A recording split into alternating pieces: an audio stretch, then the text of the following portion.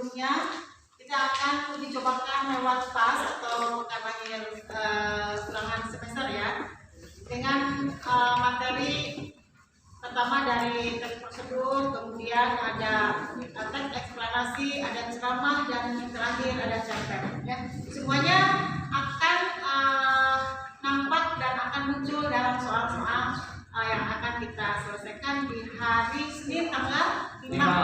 Tetapi untuk itu, Ibu akan menyelesaikan dulu materi tentang cerpen, yang mana kemarin Anda sudah mengumpulkan beberapa orang tentang pembuatan cerpen. Ya, sudah lama. Iya, lama. Ulangi ya, ada Dede Purama, Desti, sama Mama. Dadang aja ya.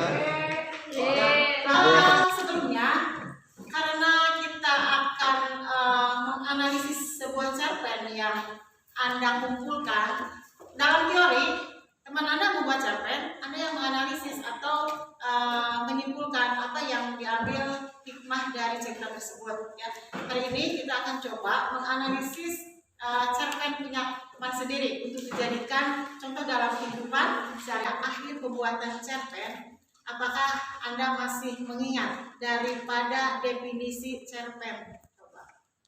Nabila. Ya. Sebuah karya sastra yang bersatu lisan dengan sifat fiksi. Dengan bentuk karangan fiksi, ya. Lalu?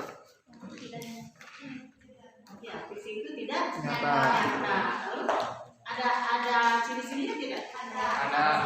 Kurang dari Kurang? Oke. Siapa di antaranya cerpennya yang sudah selesai? Coba. Coba. Nabila. Ini Bu. Ya, ini punya Merah.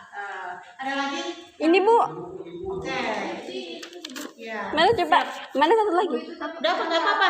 Ibu akan membacakan dulu cerpen punya teman Ini Bu gabung itu. kelas Anda, ya, yang nantinya perhatikan oleh Anda.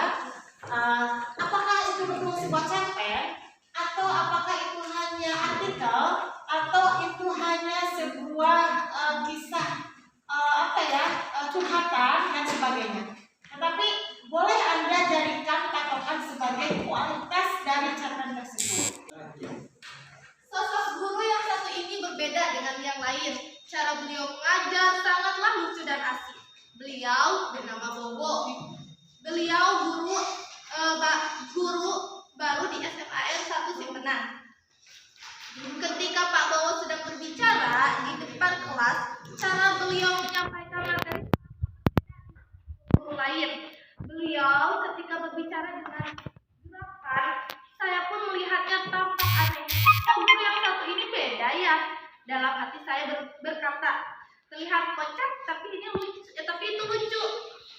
Dan sebelum belajar dimulai, Pak Bowo selalu memutar video aneh.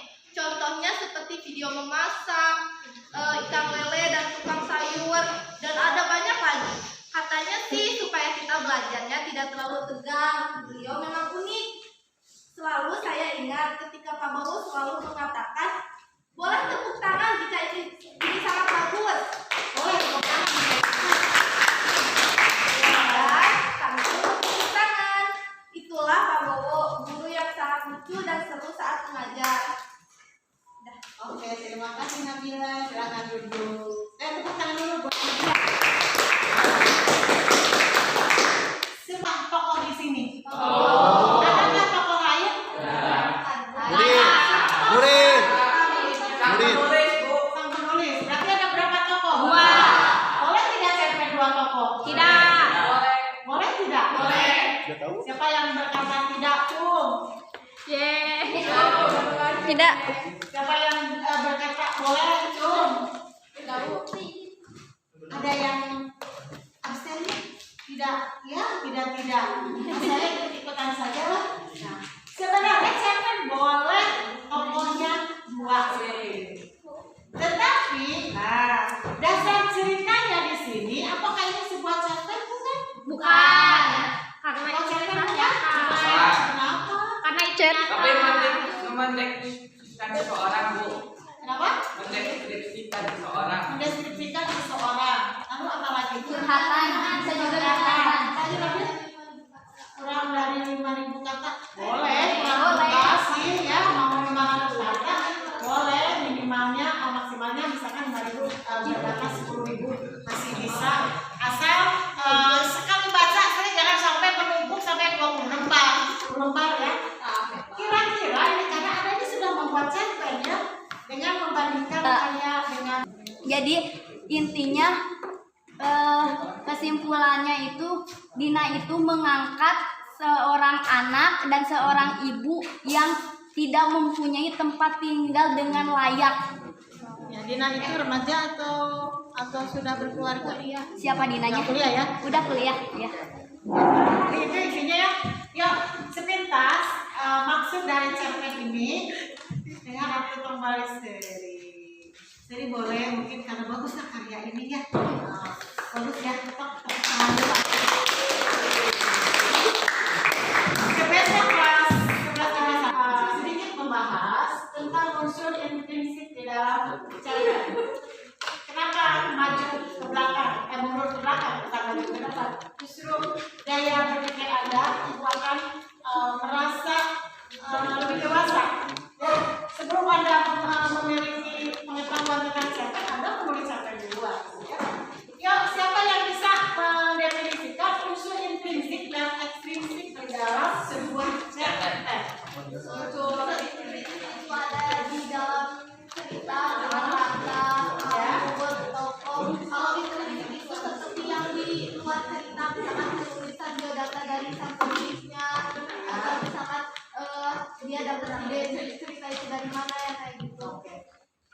Terakhir, unsur ekstrinsik yang diceritakan oleh Gero itu sangat tidak salah, tetapi ada tambahannya.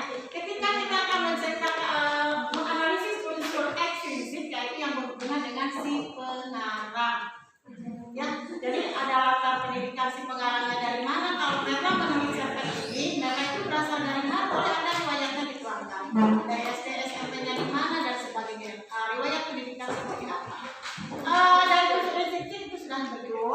Ada tema, ada tokoh, kemudian ada latar, ada gaya bahasa, ada sudut pandang ya, ada amanah. Nah, ketika dalam cerpen punya Merla, di manakah itu alur yang diceritakan oleh Merla? Di warung. Itu kan latar. Alurnya seperti apa? Alur itu kan ada alur maju, mundur. Satu kan ada tukang payung. Alur maju atau mundur? Maju. Kalau maju seperti apa? Ke depan. Maju masih ke depan, mundur ke Belakang. Cerita Merla tadi apakah saat itu dulu atau ke belakang dulu? Ke belakang. Ke belakang dulu karena enggak mau ke belakang dulu. Belakang dulu. Atau ke depan dulu? Saat itu dulu kan? Ke depan. Maju ke depan. Apa mundur dulu? Apa lagi mundur? Mundur lagi. Mundur dulu baru maju. Ibu bisa menganalisis kalau Merla itu alurnya alur maju. Kenapa, Bu? Karena Merla nantinya akan diangkat ya, Iya. akan dijadikan adik angkat atau Iya. Ibu angkat. atau ibu angkat. Ibu jadi iya kan ada. Ya, beliau YouTube SMA Negeri 1 Simpang. Ya. Ayo, siapa yang bertanya? Ayo. Oh, boleh. Kamu nanya. Ya, boleh. Kalau mau dibaca, boleh.